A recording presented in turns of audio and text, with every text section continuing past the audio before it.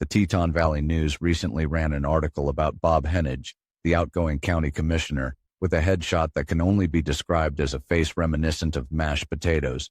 Not to be outdone, they followed up the next day with a piece on outgoing Commissioner Cindy Riegel, featuring a headshot that reminds us why some animals eat their young. Both articles are an exercise in self-congratulation, listing all the so-called great accomplishments these two have achieved during their tenure.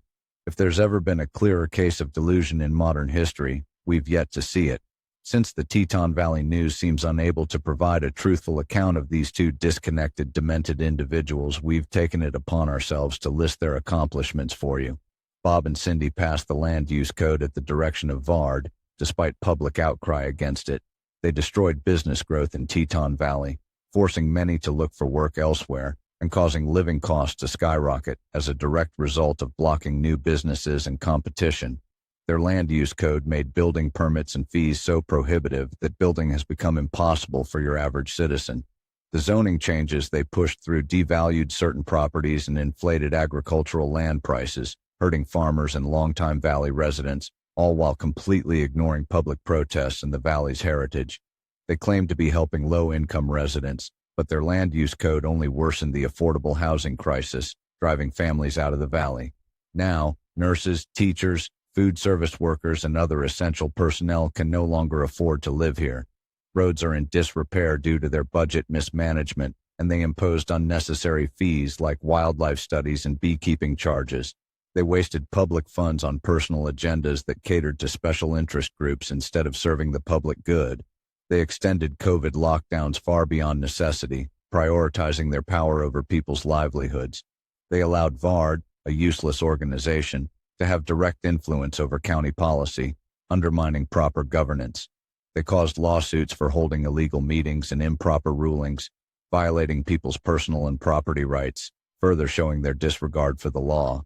They consistently served special interests at the expense of the community and targeted specific individuals, preventing development and causing financial hardships. They left the county on the verge of bankruptcy, just to list a few. To believe these people did any good for this valley is complete ignorance. The fact that the Teton Valley News can't write a single unbiased article exposing the disastrous results of their actions only highlights the incompetence of these two individuals and the total failure of the newspaper. Hiding the truth about Bob Heneage, Cindy Riegel, and Mike Whitfield's actions and the damage they've caused is a gross disservice to the public. They should be ashamed. These individuals were elected and re-elected by the progressive left, who blindly followed orders and voted out of sheer ignorance, not because of any meaningful achievements. I guess that's why they're called libtards. Why should the county bear the millions of dollars in damages caused by the personal decisions made by these individuals? Is there any way to hold Bob Heneage, Cindy Riegel, Mike Whitfield, and Vard personally accountable for their actions? This possibility needs to be explored. The county's budget is depleted for years to come because of the lawsuits these individuals caused. So, the next time you have to drive to Jackson or somewhere outside the valley for work, or if you're forced to move away because you can't afford to live here, or when your cost of living keeps skyrocketing, you can thank Bob, Cindy, and Mike. That's their true legacy. However, I believe a monument worthy of their achievements should be erected at the perfect spot to honor their legacy, the sewer plant. Good riddance.